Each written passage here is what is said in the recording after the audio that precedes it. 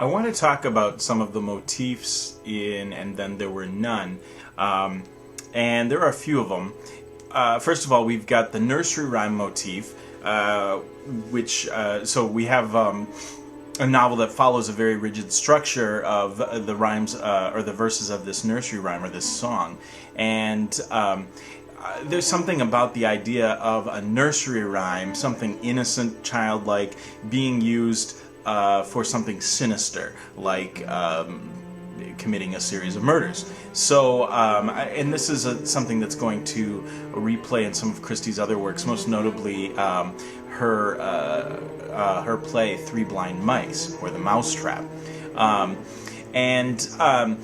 So we've got an interesting dichotomy, something childlike, something adult, and that also plays into this the idea of innocence, loss of innocence, particularly when we think of the murder that Vera Claythorne is pinned with. She's accused of letting a small boy who is in her charge swim out to a rock that is too far for him to swim. She goes out after him, but of course he drowns before she gets to him or he gets to the rock.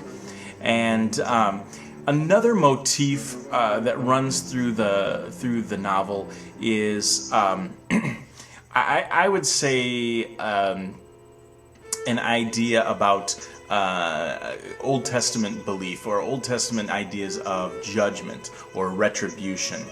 And this is a rather interesting idea because it's so rigidly played out. There is no hope of mercy. There's no hope of forgiveness, and it's juxtaposed against a Darwinian idea of survival of the fittest. So you have 10 people on an island who are trying to make it through another day without getting killed, and it really becomes a battle of who is the cleverest, who is the strongest, and who has enough resources to kind of get them through, who's wily enough to outsmart this unknown killer.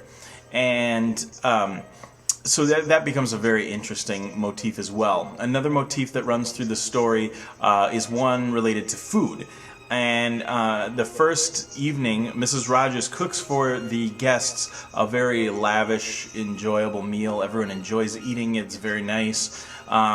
She's the second character to die, and so after her death, the guests are reduced to fending for themselves, and they do have a regular breakfast, but pretty soon while there are enough resources in the larder, it's somewhat limited, and they end up for most of the subsequent meals eating nothing but canned or tinned tongue. And then finally, by the end, the last three characters are just too nauseated by their situation, too frightened, too tired, too whatever to even eat. So we see a diminishing of appetite as the fear increases. And also, of course, there's something rather disgusting about the idea of eating tongue. Even though we know it's beef tongue, the connotations are still a little too closely linked to humans, to something that's a little bit cannibalistic. And there's a cannibalistic aspect to the story. Someone is destroying all of these people one by one, or eating them up, and they're starting to turn on each other in other ways as well. I think that another idea or motif that runs through the novel has to do with predatory insects, and in this particular case, bees or wasps. One of the rhymes or verses of the nursery rhyme or the song 10 Little Indians has to do with someone getting stung by a bumblebee, and the victim in that case turns out to be Mrs. Brent, or Miss Brent, who is a kind of starchy religious spinster. She's sedated, and then someone comes up and injects poison into her, and so that becomes, the syringe becomes kind of a bumblebee sting, and the murderer also brings on the island a bumblebee, and the murderer lets this loose in the room so that when everyone comes in and realizes that Miss Brent is dead, they also notice the bumblebee. At the beginning, too, Philip Lombard is talking to Vera Claythorne while they're waiting for the boat to go to Indian Island, and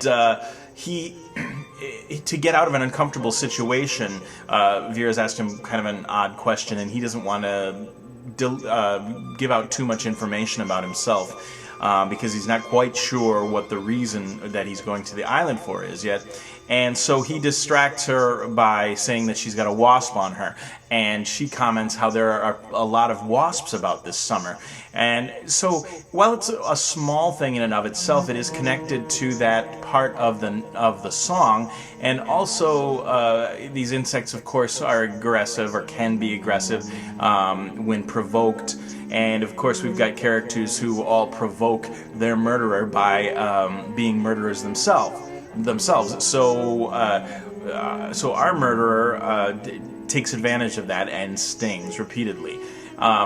So these are just some of the motifs that run through the novel. Of course, the mood of the novel is heavy. There's an overwhelming feeling of dread, of meaninglessness. The theme of justice and kind of retribution become very strong as well. And the novel just has a lot to offer in the way of different motifs and themes, so I highly recommend it.